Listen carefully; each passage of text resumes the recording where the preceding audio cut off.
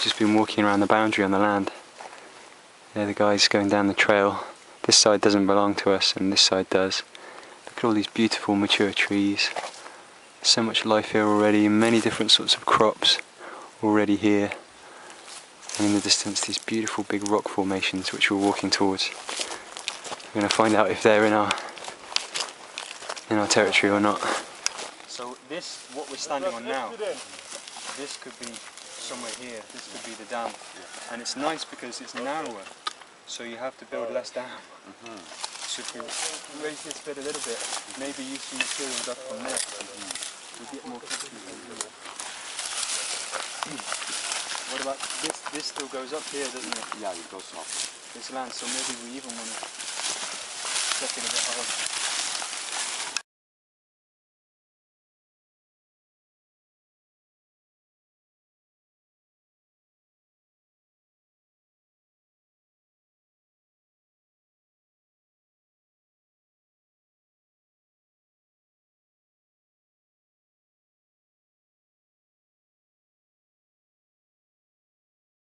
You see? Yeah.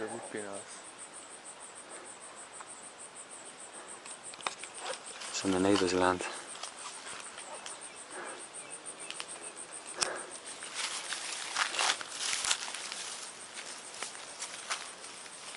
Go. This is a local indigenous tree, name which is called Senya, but it fixes nitrogen. And this is 7 years old. And what we have seen is that for the past years, the traditional leaders, when you go to farm and then this tree is there, and then when you kill it, they will take you to the chief palace, and then they will sanction you because it fixes nitrogen. That these local people, they know all these things.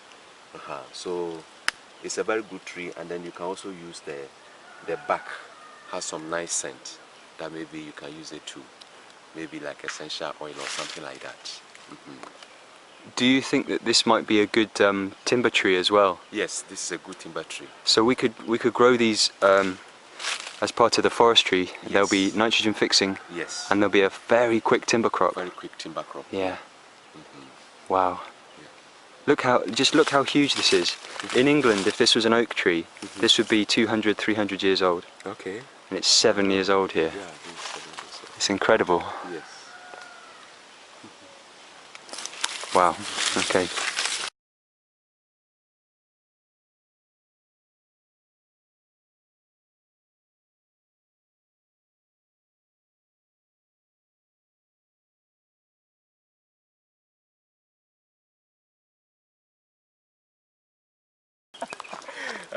This is also an indigenous knowledge. Yeah. That when they want to sow the yam, they make the mounds and then they grow the cowpea. So they grow the cowpea, and somewhere in December they put the yam inside. So the cowpea is going to add nitrogen. And it's a living mulch as well. It's a living mulch also. Yeah. That's also going to fix nitrogen for the crop. And then from the next year rainy season, then they'll put some stake, and then the yam will start growing, and then put other crops like cassava, and then some of vegetables like pepper, and then tomatoes, and then cocoyam in the farm. Mix them. And what you did in the last video I made of you last year. Yes. This year in January. In January. You showed us another system that was very similar to this, but what you'd done is you'd put lines of moringa stakes in rows, so the farmers didn't have to even bring the sticks in. Yes. The yams just climb the moringa. Yes. Right? They've got a few trees in there, haven't they? That's the early cropping system. You can plow in between the areas, and then you can sow your maize, groundnut, and then cowpea, soya bean, and other things in between the areas. So people are a little bit confused about how you can grow trees and at the same time grow the annual crops. So this is the nice system that people can adopt and then design on their vast field, where they can still practice this system on a vast area, but rather not depending upon the monoculture system. What you can get over here, I can tell you that the yield over here is higher than the one over here. Of just cassava? Yes. And then when you look at the moringa too, it also takes a lot of nutrient from the subsoil.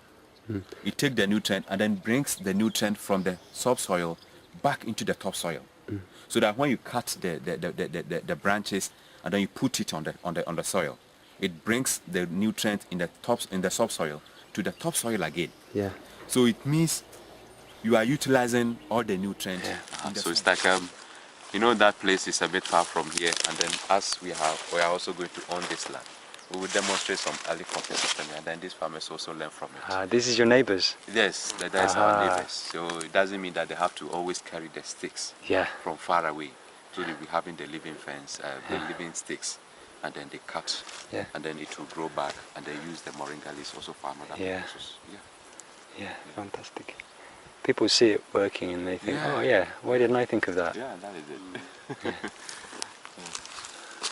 Say hello. Coming soon to a project in Congo. Lua and Lucky. And me at some point as well. Don't you want to see the gorillas? Yeah, for sure. The gorillas, well, that's only going to happen.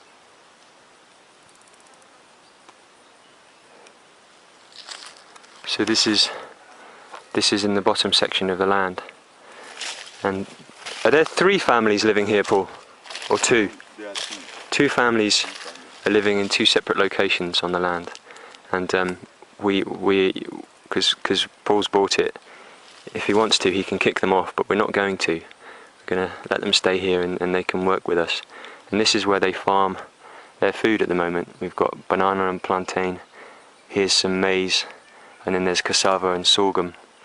And all of this, we can integrate this as the understory of the alley cropping system, and also some more agroforestry systems where we can add in all of our materials, the materials to sell to Lush, so we don't have to evict the people, and there's somebody here to look after the land. And there's lots of beautiful trees here. This one's a Samya as well, isn't it? Yeah, that's Samya. Yeah, this one here is Sanya. This is an indigenous nitrogen fixing tree. And that one's about 8 or 10, isn't it? Yeah, this is 11. 11. So that's an 11-year-old tree, and they're huge, and there's lots of them here. So this is a good sign. Is that a mango over there? That's mango. Yeah, so there's some mango. Next to the mango, that's a nitrogen fixer, isn't it? Yeah, it's also an indigenous tree. Yeah. For medicinal, they use it for medicine. And this one? This is also the same indigenous tree. Yeah. That's also a medicinal plant. And there's some teak on the border. We can plant some teak and things too. Dawa dawa. So this is the neighbour's land? Yes, that is the neighbour's. Yeah, we're on the boundary right now. But that's a view into the bottom half of our land. And it's really beautiful. Really nice, the shade and wind.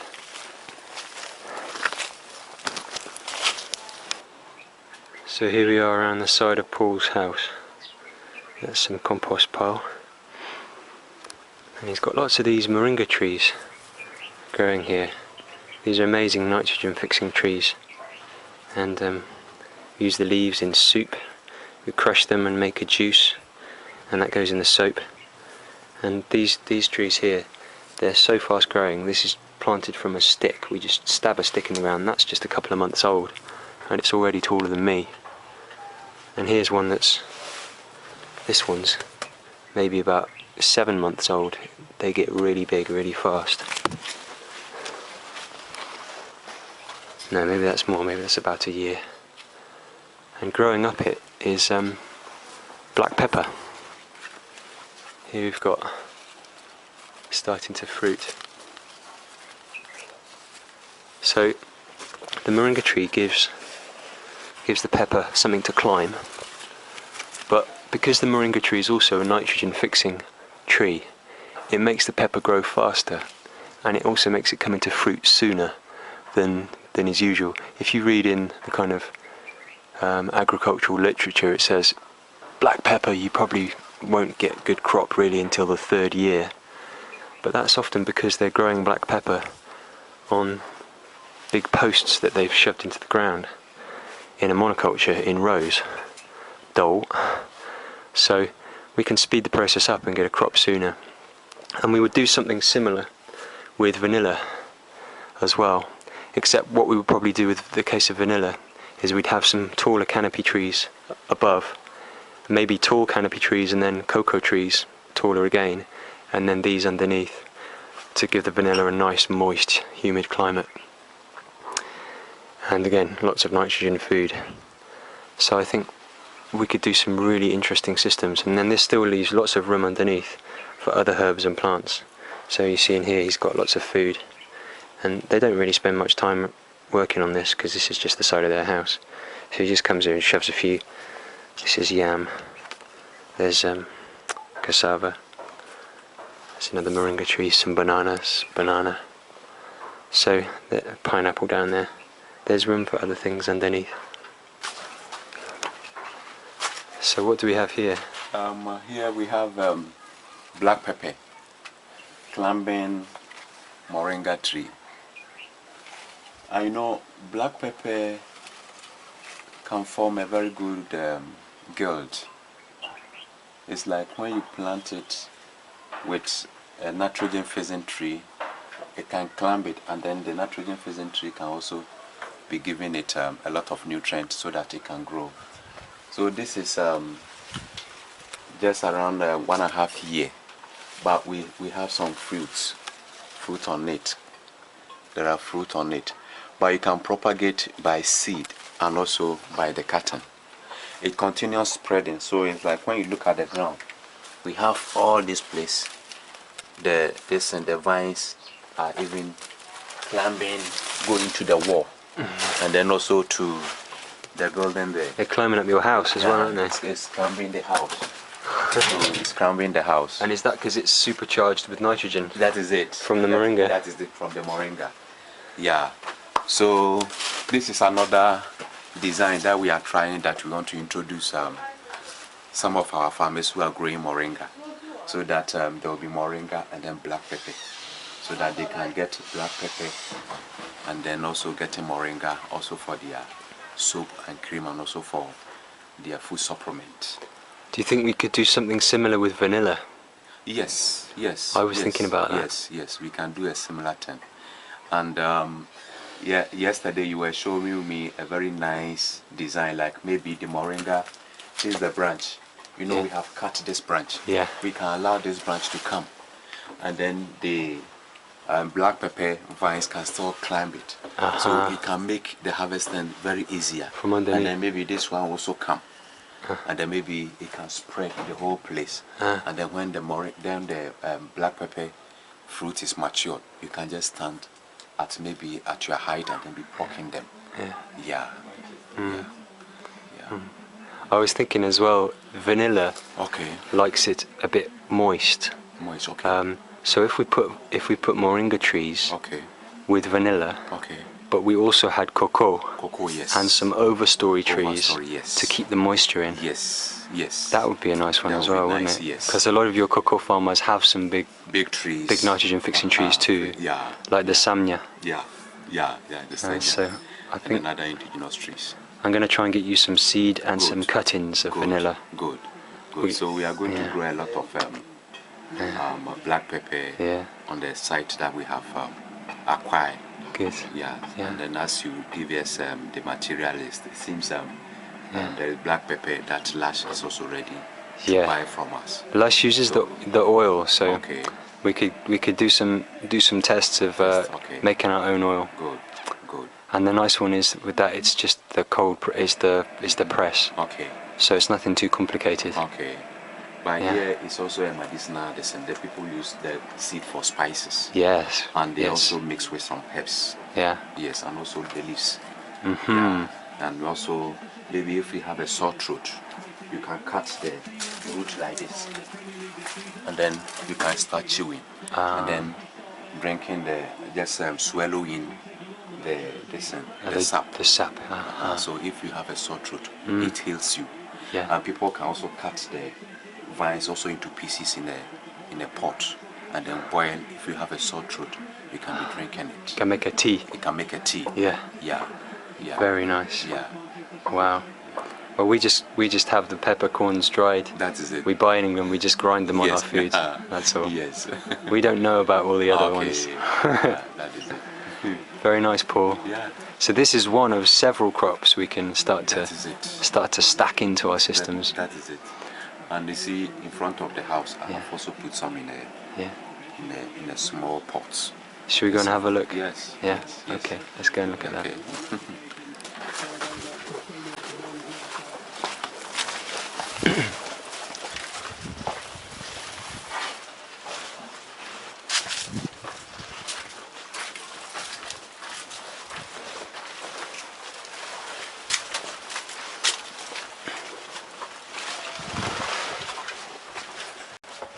So there's a young seedling of black pepper, and it's being planted over here in this pot. And there's soil, and then there's a mulch. Yeah. Mulch. Then there's soil. Yeah. So I want the black pepper to grow and then form a trellis over here, because there is a sun. Always when there is a sun, the sun gets into the house, so that the black pepper will form as a trellis over here, just to cover the same place, and then we can be getting the black pepper seeds harvested for spices and also for medicine, and also maybe just to beautify the place. Yes. And then keep the shade and also dust to the house. Yeah. Yeah. Very nice. Yeah. So you've There's got, another one. you've got two of them here. Yes, two of them. I have two of them. Yeah. And then over here you've got. Yes. What else have you got here? You've That's got. a grape. So you tell us some more about what you've got growing here. Here is also a grape. Yeah. There was a sunlight in the house, so I planted the grapes here just to serve as a shade, and also to protect us from the dust. Yeah. To the descent. And you know, the grapes too, we eat the leaves, the fresh leaves. We use it for sauce, and then we also use the fruit also for the children and also the pregnant women. A lot of them come and pick them here, and you can also use it to feed your animals. And it's also always green. It's evergreen. The dry season is green. Yeah. So that's the grapes. Very nice. And then some.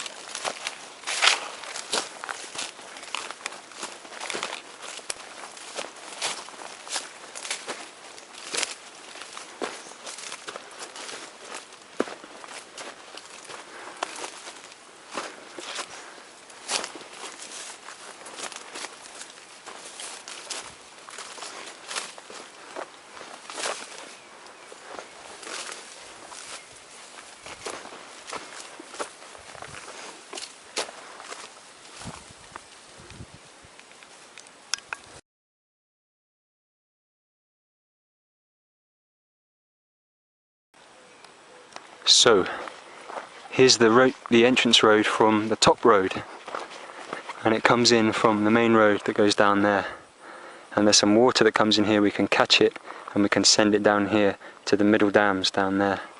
Meanwhile, it comes into this beautiful open courtyard, and you can see over in this corner here, all the water that catches in here drains out into this bottom corner. You see these water lines here? It drains out, drains out, drains out, and ends out in this area here. And we've marked this out. It's quite a nice open space in there. Once we cut this grass down, here we could dig out, and this could be a really nice pond or a little lake. And because we wouldn't have to put a retaining wall dam in, it's just an in the ground pond. We could do it by hand. We wouldn't need any machines. We don't need to compact any dam walls. So it's a really nice situation. And this material that we dig from here, we can use for making the earth bricks, for making the buildings here.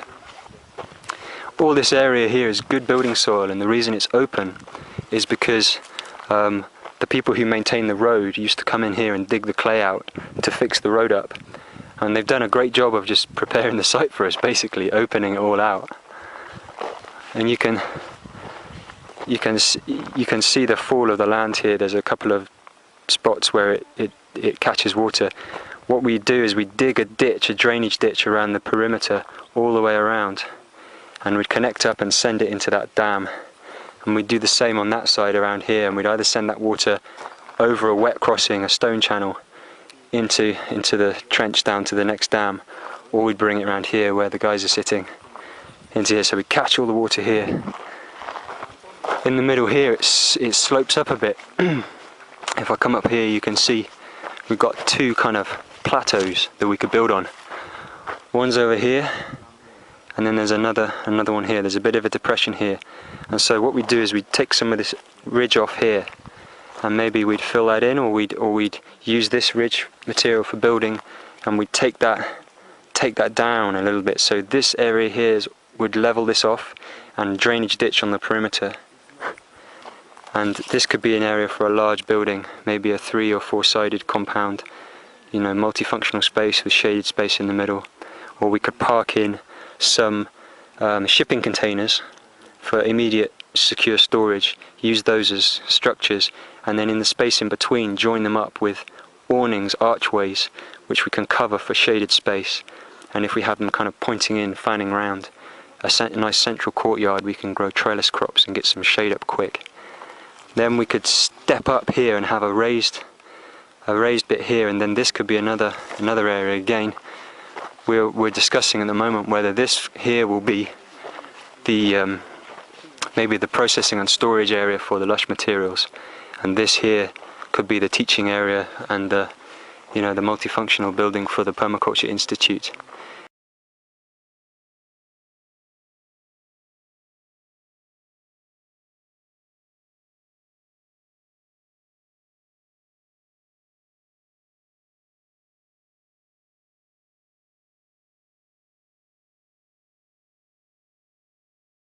And then we have other places elsewhere on the land for accommodation where there's a bit more space.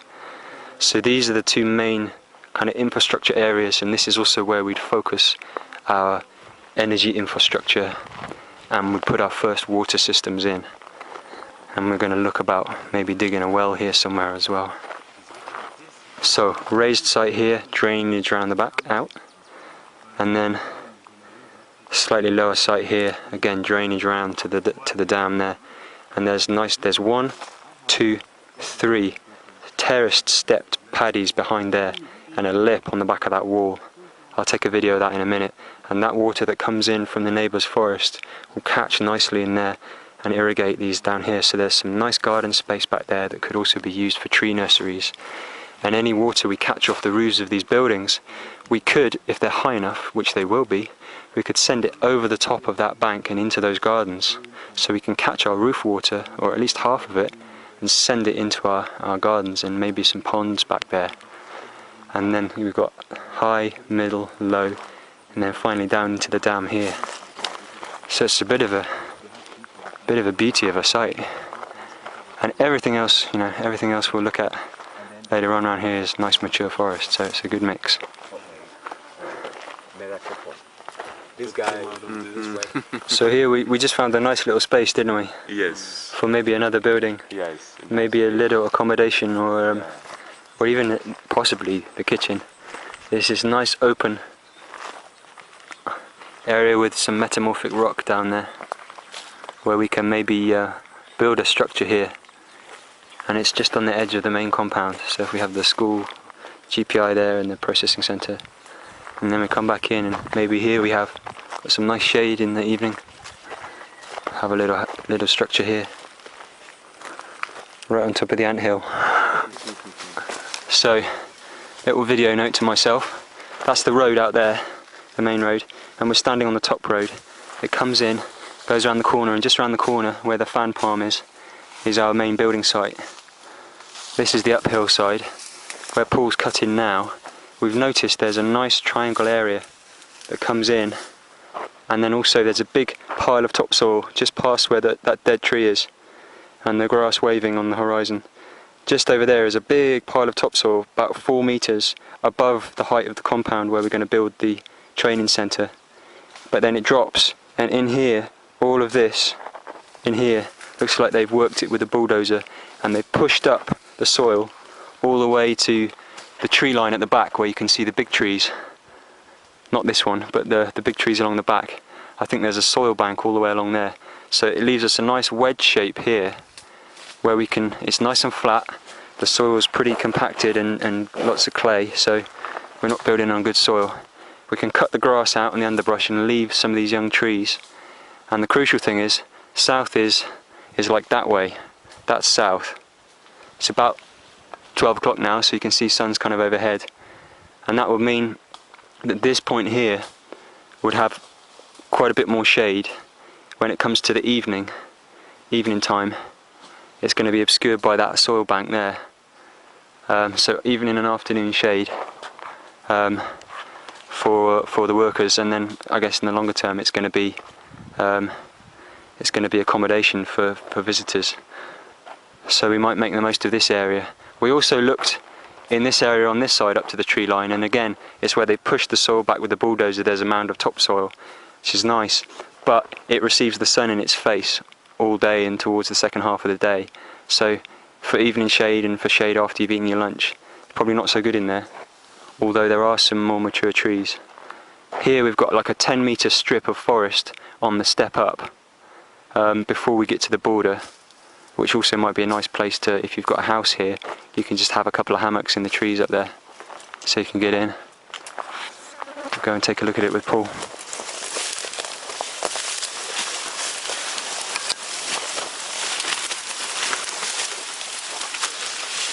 Aha. So here you can see it's sloping up now and the soil colour's changed. This is the topsoil.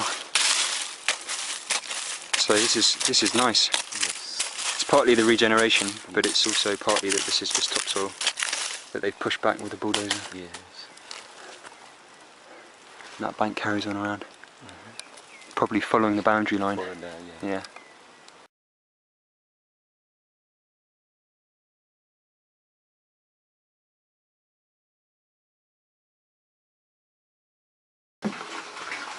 Wow. So this is less than 10 months ago. I was here in January. It's November now. Is this a coconut tree, right? Yeah, so we got this has grown a lot. Them indoors. So at a very small area, backyard, you can grow mushroom there. And again, mushroom. Wow. This is where they were digging the well. That's I remember the guys digging the well. So here's the well they were building. That's the well. Completed on 3rd of March 2011 Yes. by Isaac Ameyo. There it is. And they dug this by hand, didn't they? Yeah, by hand.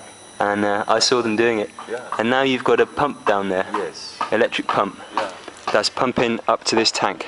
So you have pressure. Very good. It's by hand. And now this is, you were saying that local people come here to get the water. Yes. And also you use this for filling these barrels. The barrels. And Also for the composting of the mushroom. for mushroom composting. Yeah. The building we didn't buy any water. Aha. Yes. So there's a stand pipe there.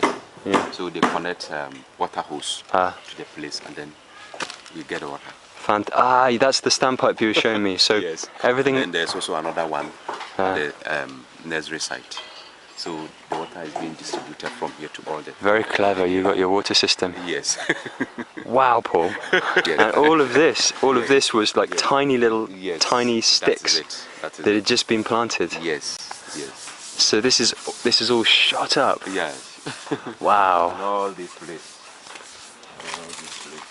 These moringa grow fast, huh? Moringa grows very fast. So how old is this moringa? This moringa is like 1 year. 1 year old, and it's maybe nearly 6 meters high. Yes. Yeah, and it's thick. Very, very, very. Coming from Europe, you know, when something's as thick as your wrist, it's usually a few years old. So we don't realize how fast things grow here. We have some cocoa. Wow. Cocoa under this the cocoa plant. So you're using this as a sort of shade crop. So you've got the cassava on the top, and then and pineapple, the cocoa and pineapple all coming up. Yeah. But we use the mushroom after harvesting the mushrooms over there. Yeah, we use the mushroom, the sawdust, The leftover. for compost, For mulch. Yeah. And I bet it's really good if it's got the mushroom mycelium in it. But when we put them here, we still harvest some of the mushrooms. Wow, so you get mushrooms coming up here as well. Coming back, and then after that, it goes So- back to the soil, and then So from the leftovers from the mushroom site, you're boosting your production of crops here, and you're also going to get mushrooms here. yes, Because the mushroom mycelium will partner up with the roots of all these trees. Yes. Wow. Yes. It's quite incredible. There was hardly anything here when I was here 10 months ago, There was nothing here. and now it's like we're almost in a little forest. All places food. Wow, really good.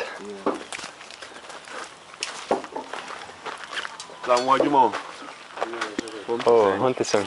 So here's the food forest that the students planted 10 months ago. Now 6 meters over my head, mulched with oyster mushroom leftovers. So when it rains, this whole place fills up with mushrooms as well. And here is the training centre that Paul's building with the lush money. These guys working on the porch, and this has space for 40 people to stay here when it's completed. So there's the training centre, there's demonstration site with mushrooms, chicken production, snail production, tree nursery, and hopefully soon mushroom spawn production. And so when this is up and running, it'll employ maybe 6 people, It will be maybe more. more. And we're just going to go and look now about adding some more space for soap production here too. Yes. So there'll be maybe 7 businesses here, 7 businesses. all of them interconnected. Yes. And it when it's up and running and finished, after paying everybody's wages, Yes. it will generate around 2,000 CDs a month profit for Ghana Permaculture Institute. Yeah. And then you can use that to invest in the new site. Yes. Yeah. Yes. Fantastic. Good. Film this. Right. Yeah. So this place is a conference hall. Yeah. Yes. And then after the conference hall, let me start from here. We have bath and then toilet. Bath and toilet in Bath here. and toilet. And what type of toilets are you going to have? This toilet is like flush toilet. And go to a septic. And go to a septic. Yeah. Yeah. The good thing about these though is later, if you want to, Okay. they can always be adapted to biogas later. Yeah. Later. Yeah. So if you've got like 50 people That is coming it. here, Yes, a that is month, it. Yeah. you So- can do it if you want. Yeah, so it's a toilet and then a small dressing room, Uh-huh. but for this conference hall. And then here is a store. Be careful with that. Here is a store. A store and then a kitchen. A store and then a kitchen. Great. But here is also another room that we want to use it for mushroom, this and that. Maybe we'll just get some pressure cooker. Like a laboratory for A spawn. laboratory for spawning. Yeah. Wow. And here is also a bedroom. A bedroom. We have a bedroom with a wardrobe and then bath and toilet. Yeah, bedroom, a wardrobe, bath and toilet. Okay. So this is for VIPs. Yes. You get their own ensuite The toilet. same over here. Also a bedroom, bath and toilet. Yeah. So like when you have important guests, they can get their own room. Yeah. Or when you have lots of people, you can just put more That beds is in. More, yeah, bedroom Yeah. and then bath and toilet. Yeah. Yes. So that's 3. Yeah. And there's also another bedroom, bath and toilet. Wow. Yes. And this place is also another bedroom, bath and toilet. Okay, lots of accommodation. Yes. Plenty. And when you come here, here is like a bedroom and bath and toilet. But I want to use this place like where there'll be like an office, maybe some booths, maybe like a small library. Yeah. And then Study maybe- space. Yes, study space. And then maybe we have some computers. Yeah. Around this place. Now, Paul, back in the UK, the Lush offices, they have desktop computers they use as servers. Okay. And every few years they replace them. Okay. So I'm trying to get the guy who's in charge of the computers Okay. to save them for me. Okay. And what they do is they take the hard disks out and destroy them Okay. because it's got the data on. Yeah. But what I want to do is buy new hard disks and get him to refurbish the computers. Okay. And maybe we can ship them to you. Yeah, that would be good. So we That can would be get good. you some. Maybe some can be here, and then also the Yeah. demonstration site. There Yeah. can also be getting some computers. Yeah. That would be good. Yeah. Yeah. that would be Okay. Well, I'm working on it. good. Okay, that's great. Yeah. So that is some work. Wow. That the money we got from Lush. And also some, the money that we got wasn't all that sufficient to build all these things. Yeah. But the profit that we are getting from the mushroom and also the soap making and the nursery, Yeah. then we also add some to this project. So the money that Lush gave you was the capital to start. Capital to start. And that enabled you to generate the businesses that, Yes. that will pay for the training center. Yes, yes. And then Yeah. when you were here with Simon, Yeah. you decided that this place needs an accommodation. And then when you went back, I think we sent like 10,000 Ghana cedis just to put up some structures, Yeah. so that when people come for training, some guests can get an accommodation over here. Yeah. And then that money came. Yeah. And then we started this project. And then the profit that we are also getting from the mushrooms, yeah, we also added something to this one. Wonderful. And also from the nursery, and also the soup making, Yeah. setting up the moringa. Then that has but we have bought all the boards for the roofing. Ah. So it's like next week Monday they will start the roofing. Fantastic. And then the wood is what we saw. Yeah. Yeah, over there. So Yeah. we'll do the roofing. Yeah.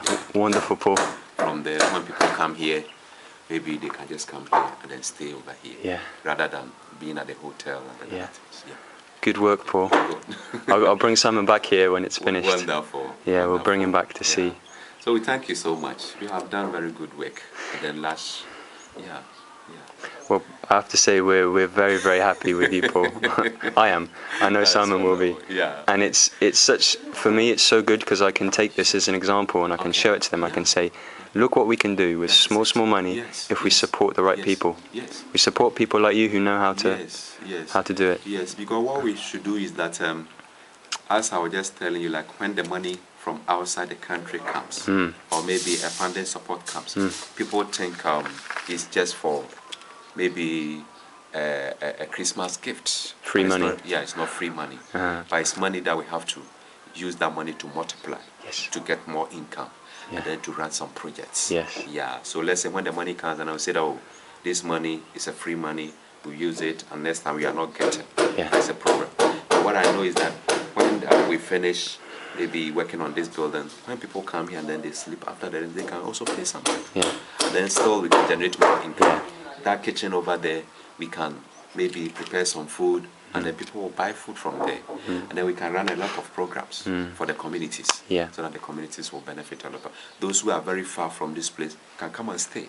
So if there is any workshop, we have our own conference hall. Great. But like Techman here, if you want to hire a conference hall, like a day, you pay like 60, 70 Ghana cedis. It costs a lot. So you can rent this out too. Yes, Yeah. yes. So also, if we sign up with PRI and advertise courses there, Yeah. you can get Yeah. white people like me Yeah. coming, or Yeah. not necessarily Yeah. just white people, but Uh-huh. Westerners coming Good. to do a course here Yes. in this really Yes. great setting with all the permaculture systems, Yes. good accommodation, Yes. and they'll pay a course fee, Yes. and they'll pay more, Yes. and then that can subsidise some of the poor farmers to come here and do a course Yes. for free. Yes. And that that is way it. we can That is it. also bring in Yes. the training. Yes. The nice thing is though, you've built this so it's not even dependent on training. Yes. You're making your money from what you're growing, That is it. and the training comes secondary. Yeah, the training comes secondary. And that's really unusual because a lot of training centres they make their money first off the teaching, That is it. and they're not really saying That anything. is it. Yeah. So that is true. you've done really well. Yeah. Okay. Yeah. So I hope you will show Simon when you go. I will. About all this. I'll sit him down and make him watch this video, all of it. Yeah. Yeah. So that is Great. Yeah. Let's take a walk around and see some more Okay. from the outside. Okay. Okay. Okay. I'm going to cut now and then we'll Okay. start a new one in a minute. Okay. So can we move So this is up outside? to the back of the land, Yeah, and that's the back. and you can grow vegetables and trees and things here. A lot of them. You've got nice roof water come off. Yes. Yes. You're gonna get a lot of water off this roof. Yes. It's a big building. Yeah. Yeah. Very nice. Should we walk around here? So, what do you think the maximum accommodation is? How many people could you accommodate here? Maximum. It's like when you look at the rooms are. It's like that. I was thinking like a room can take, let's say, 4 people. Yeah. Yeah. Yeah. Like 4 people. And since the rooms are like that, we are planning like like 40. So you can have 40 people 40 here people here. for a course. Yes. Wow. 40 people. And you've got room for the training. Yes, the rooms are there. And let's go out the front. Okay. Because I think you've also got room to put like a shade awning on the front. Yes. So you can do classes outside as well if you want to. Yes. Yes. All these rooms are there. Yeah. Very nice. So this, Paul, this space they're building now, what's this front bit? Is this the entryway? It's like a porch Entryway. Yeah, okay. That, So it's where people can hang their shoes and things. Yeah. Yeah, and we can store tools and things. Yes. Yes. And they'll be secure. Yes. Yeah. Wonderful. Yeah. It's great to see. Great to see it springing up. Yeah. So this is the side of the training centre. And it's a possible location for adding another little extra lean-to for making the soap. But maybe you build a separate one somewhere else. Yeah. Because maybe that's not a convenient place for it to be either. We'll try. We'll check. Because if you're going to have stuff coming and going, if you're going to have, you know, soap and materials coming in and out, can you use that back gate? Yeah. Yeah, so you've got the use of the back gate. Yeah. Maybe it's good the then. back gate, yeah. Maybe it's good. So back into the food forest. Yes. So this one we haven't put them inside yet. So what's this, Paul? This is snail. A house for snails. Yeah. And we are going to raise snails here. Uh-huh. But you know, when they did it, they wasn't supposed to put a concrete under. Uh-huh. So that's why you know there's water stagnant in it. So I told them just to stop. Okay. And then maybe remove this concrete there. So the snails and can get fill it it, around. yeah, so that they will fill in topsoil or mix with some this sawdust and another things, so that will fill in half of it. Yeah. And then we cover with mosquito net. Yeah. And then we put them inside. Very nice. Yeah. So that is it. Very nice. And then we can rear a lot of snails over here. Great. Yes. And you just feed them on banana leaves, don't you? Yeah. And banana leaves, taro, pawpaw. flowers. Yeah. Yeah, pawpaw flowers. Yeah. Moringa leaves. Yeah, a lot of food. Fantastic. They also eat a lot of mushrooms. Yeah. Yeah, so you put mushrooms inside. They eat a lot of mushrooms. Uh-huh. Yes, and then cocoyam leaves. They like cocoyam leaves a lot. Great. Yes, so there are a lot of food over here. And how much can you sell snails for? Snail one can be sold at price of 5 cedis. 5 cedis for one snail? One snail. Wow. Yes. So it's a luxury food? Yeah, and you know people consider it to be very nutritious. It is, yeah. So And is that more expensive than chicken? chicken is like 10 cedis For one chicken? for one chicken. But you get more meat on a chicken? Yes. How big's the snail? The snail?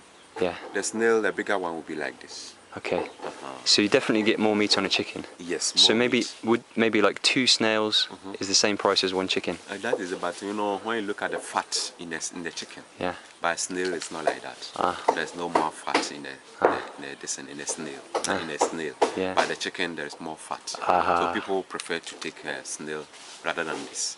And then, you know, snail is also a local delicacy, Yeah. which we are getting them from bush. Yeah. But nowadays, all the vegetation is being cleared. So no snail. unless maybe where you have the rubber banks, where you can find snails. So it's difficult to get snails nowadays. The chicken. These are some.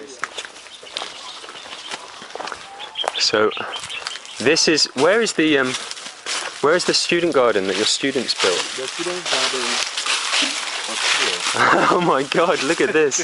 This is the mandala garden. The Mandela garden. So and then that's the plant. Yeah. And then oil palm. Wow. Yes. So you got plantain and oil palm. Plantain and oil palm, and then this moringa. And what's this mucuna? Cassava. Or Yeah, this is an ordinary weed. ordinary weed? Yes. Okay. Yes. The volunteers. And this is also. You can eat these ones, though, can't you? Yeah, you can eat it. It's like a lettuce. Dandelion. Dandelion. Yeah. You got some pineapple. Yeah, pineapples. Yeah. You got what's this one? This is like This is like Pleuria or Septicemia. Pereira or It's centrosema. It's just in the same family. But same it's family? a wild one. It's a wild one. So This is nitrogen. it's a nitrogen fixing climber. Nitrogen fixing. And you got your Cassava. cassava, Yeah. big cassava, Yeah. nice big moringas on the edge. Yeah. And then if you know when there's more people here and more time, Yes. you've got a vegetable bed you can cultivate. And then the water. I tell you what though, this dandelion's really tasty. It's much nicer than the one we have in UK. Okay. When we have in UK, it grows slower, so it's more concentrate. Okay. This is a nice mellow. Yeah. Flavor. We have the standing pipes, the pipes. We distributed all the pipes. Yeah. And this is the one for this place. The pipes from down to there. Because I remember, I'll take a photo actually. I remember when I came here, Yeah. all of this had just been planted, Yes. and it's the Mandela Garden. Mandela Garden. Yeah. I'll get this from up here. I'll come back to the pipes in a second. I just wanna. Yeah. Okay, yeah. So here's the Mandela Garden. 10 months later. So will you get any income from the mushroom project? Will it just be for you to eat, or are you going to sell some? Yeah, we get a lot of income from mushroom. But what we are doing here is that we eat some and then we sell surplus. But I tell you that Look at it. And this hasn't had hardly any management at all. It's just gone rampant, but all the legumes are in here fixing nitrogen. You've got your cassava growing away, your root crop. Now you've got plantains, more cassava. Moringa shooting away up there. Yeah, it's great. This is better than where I live. Yes. I want to come and live here. yes. Yeah, and here's the mushroom being sterilised. Yeah. And with the firewood, you buy this in. Yeah, the firewood, we buy the firewood. You know, there are some of the thick afforestation that when they cut them, the branches are left over there. So it's leftovers. Yeah, so people cut the branches and then they sell it to us. Okay. Yeah. Good. Yeah. And it's a sustainable, renewable local resource because Techiman's a forest zone. Yeah. Yeah, no, some people can also use gas. You can use gas, like as you were saying about the biogas. Maybe if we can design one here, we can use it just to sterilize the mushroom. There's some interesting designs I'll show you for more fuel-efficient log stoves, which you can make with bricks. That will reduce the firewood consumption. And it has like a pot skirt. So the oil drum sits inside a skirt. And the heat's directed up round it. But and when they are also in, they also get some charcoal. Yeah. You know, they have just the charcoal. Those ones over there, and then they pack them in sacks. We can sell. You can sell the charcoal. Yes. Wow. And you can also use the charcoal just to fertilize as part of your compost as well. With the animal manure. So hang on a minute. Wait, I said 7 businesses here. Now there's 8. Yes, it's more. More is coming. More is coming. Yes. Okay. More is coming. Wow. So this is a really good example of a permaculture farm. Yeah. This is a proper little permaculture farm. Yeah. And training centre soon. Yes. Yeah. Fantastic. So we thank Lash and then follow. I didn't do much. Yes. I just got them to give me the money. Yes. No, I did. I worked hard. That's good. Not as hard as you guys though. You're doing all the work. You're having all the fun as well. Yeah. I spend all my time in an office. Yeah. So it's like when Lucky and Lua came here, they were very happy. They were very, very impressed about it. Yeah. But I think they're also going to do the same. So what's this, Paul? This is a record on our clients. So these are all the people who buy mushrooms from you? Yes, they buy the mushroom bags. Yeah. And they are doing cropping in the communities. These people buy bags from you? Yes, bags. So these aren't even the people buying mushrooms? Yes. These are bought bags and, wow, there's loads of them. It's like they have some projects in the communities. So all these people are growing mushrooms in their communities? In the communities, yeah. Wow. Yeah. How many are there? Over 100? Over 100, yeah. Wow. Yeah. Wow. They all have cropping houses. So they all have cropping houses? Yes. That's amazing. Wow, that's really impressive. Yes. That's really impressive. Yes. So a lot of people eating mushrooms now. now. Of people eating mushrooms. All because of also creating job. Yeah, the fund we got from Lash for this mushroom project is creating job for this number of people. Wow. And which is very wonderful. and also giving these people, the people in the community, nutritious food. Richard, here's the man. Yeah, hello Richard. I'll explain it when you know. Okay. I think he can So just maybe explain it it's better. so Richard, I'm just making a video to show the people at home. Okay. And you're the manager of the mushroom site here. Yes, sir. Yeah. And we have some people who always come for mushroom bags from Kwayoso Permaculture Institute. We have one boy called Kwame Martin. He's from Doma in Brong-Ahafo region. He always come here for mushroom bags. Last time he came here on the 13th. He came here for 3,000 bags. And we have one MK Yeboah from Kenya. It's in the Brong-Ahafo region here. He came here for 2,000 compost bags. And we have one Mr. Ishak from Nkoranza. He also came here on the 10th for 400 compost bags. And we have Mr. Ching. No, it's Mr. Yeboah. He's from Tando Boise. Yeah. He came here for Kuku Nursery. And we have another man called Watchman. He's in Nkwayesu here. And he came here for oil palm seedlings. And we have Mr. Obin Edu Daniel. He's also from Tando Boise in Brong-Ahafo here. He came here for 400 compost bags. So these guys are now that have brought the compost bags, the mushroom compost. They're grown in their own cropping houses. Yes, sir. And so, are they producing lots of mushrooms in their areas? Yes. And where are these people from? Are they from in the rural areas? Yeah, they are from rural areas. Yeah. And we have some areas like Doma. It's also a big town. And Kenyase is also a big town. And Tanobwasi is also a big town. And Nkwayesu here, I think you know here. Yeah. Yeah. And we have one madam. He's in Nkoranza. She's in Nkoranza. He's called Madam Pukuya.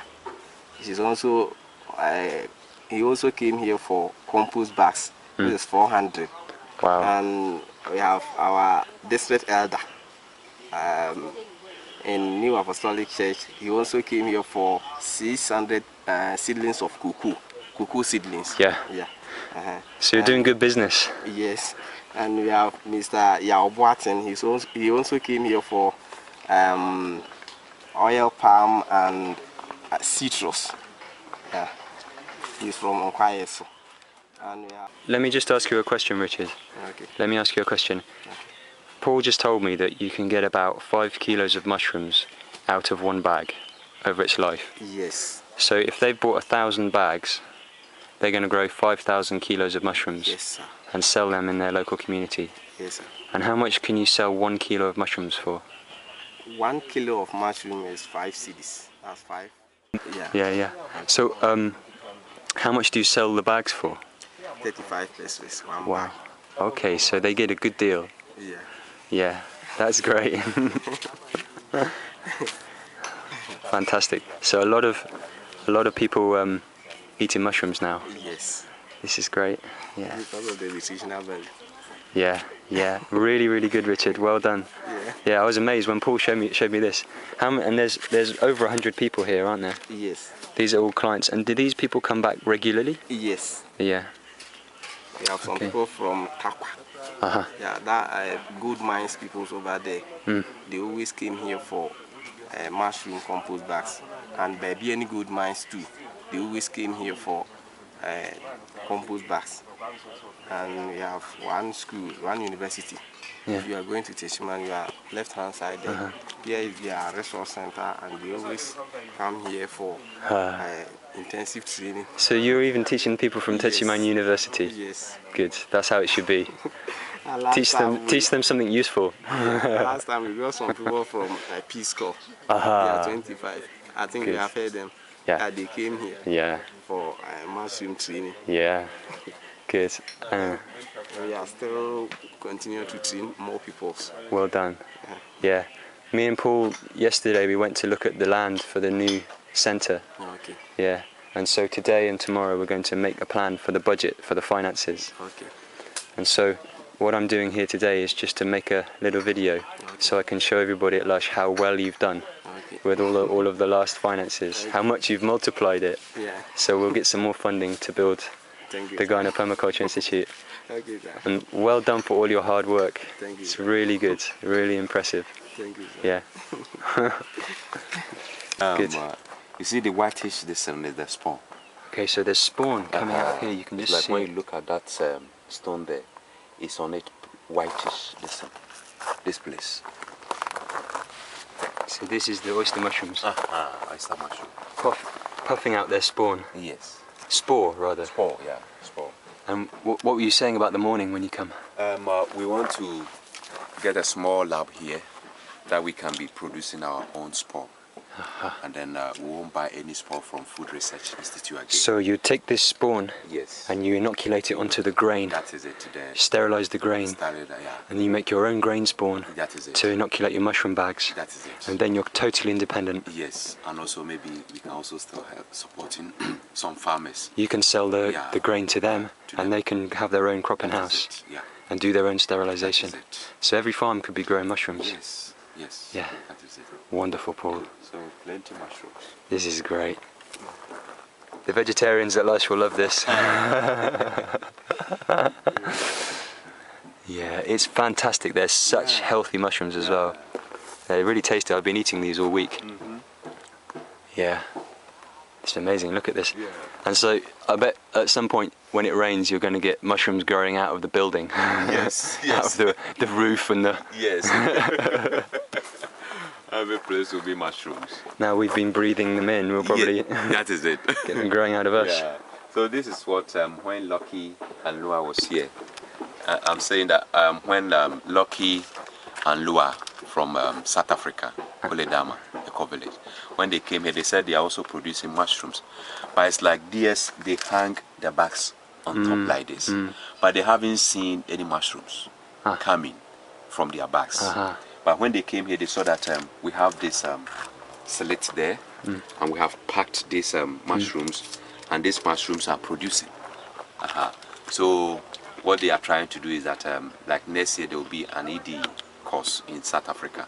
So if Richard can be there, so that Richard can teach them how our system that we use to produce mushrooms over here, so that they can also be producing mushroom in South Africa. Yeah. And also maybe take him also to Congo, where they also still want to build this eco village. So this and is they can also be doing it. This is something maybe we can get Lush to fund. Okay, that would be great. Like we funded Lua and Lucky to come here. Come here, yeah. We can get Richard maybe yeah. to go and visit those projects and teach them the mushroom farming. Yes, yes. Yeah. Yes. But we don't want to hide any ideas from here. Yeah. We want to spread it all over Africa. Yeah. So that most African countries will benefit from this. Because this is really good for food security. That is it. Great for kids as well. Yes. And if you don't have much space, you know, and you can't afford to keep lots of animals, Yeah. you can grow mushrooms on Mushrooms, it, yeah. on sawdust. You can even grow it on sterilized manure. Yeah. So it fits really well on a small family farm. That is it. And it's good income. Yeah. Because here we have 2,000 bags over here. 2,000 bags. 2,000 bags. Wow. We produce a lot. Huh. Produce a lot.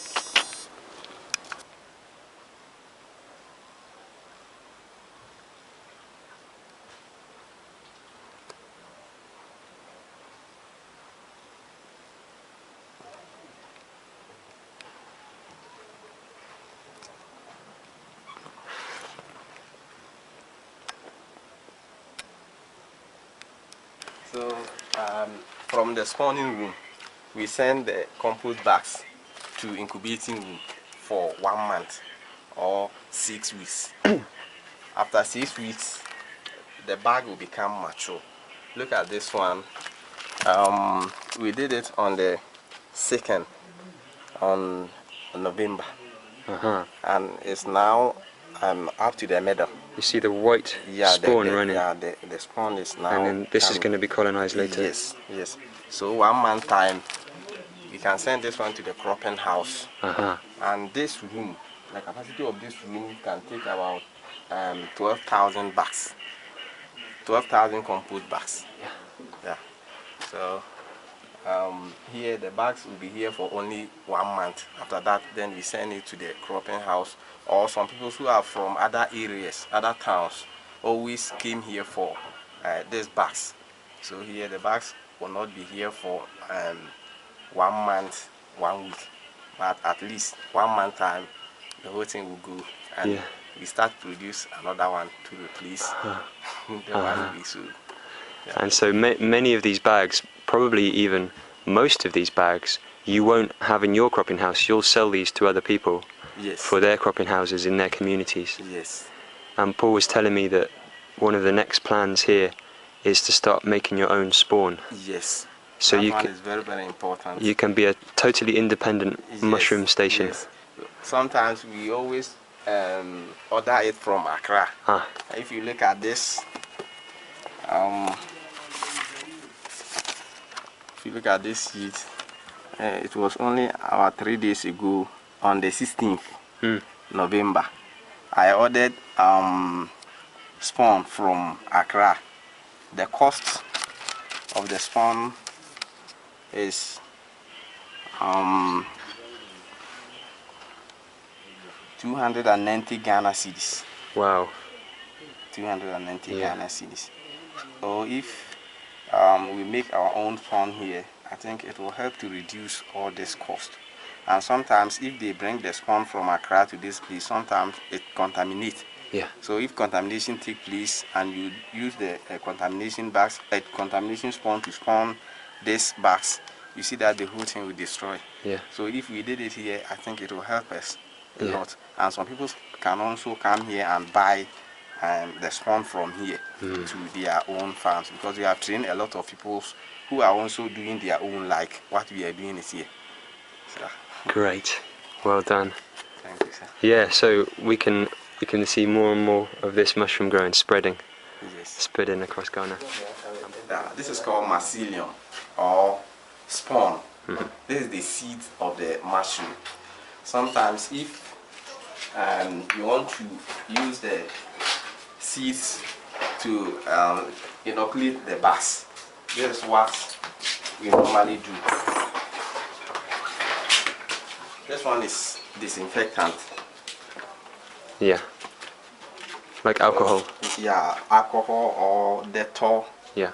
Yeah. We use this disinfectant to spray our hands and we spray the bags too. And after that, then we spray the spawn to avoid contamination. Yeah. So this, then we take this one out and we remove the cotton, and we use this one to break the spawn till it becomes like this. You see, this one is already So after this, then we start the inoculation. So this one is a green. This one is a green. And you see the white substance is the spawn. So we use this one to inoculate 20 of these compost bags. So if you are doing the inoculation, make sure that 30 or 20 of this green go in the bag. Enter one bag. So this is how we do it. Yeah. I remember you showed me this last time as well. And so what you want to do is to start making this spawn yourself here. Yes. And that will reduce your cost. Yes. And Paul told me that when Lucky and Lua came here from Congo, they were very, very impressed by what they saw, because your mushroom growing method is better than what they're using. And so they want to try and ask you to come to the course in South Africa and their village there, Kuladama, and maybe help teach them the mushroom growing. So I'm going to see if we can get some funds. Would you like to go? Yes. Yeah? Yeah, okay. We don't have to. I'll be happy if Yeah? Yeah. you can help me to go there. Sure. So, because we managed to get some funds for them to come here, and we've just got funding for Lucky and Lua's project from Lush in Congo, and so maybe also they want to do this mushroom growing there in Congo, because it will be a big help for the people there, because they have a lot of chronic malnutrition. So I think the mushroom growing will be a good business as well for them. So we'll try and get some funding to so you can mentor them. Now you're the expert. Okay. If I get chance like that, I will be very happy. Okay. Well, I'll try and make it happen. Okay. Okay. Thank you. You're welcome. My pleasure.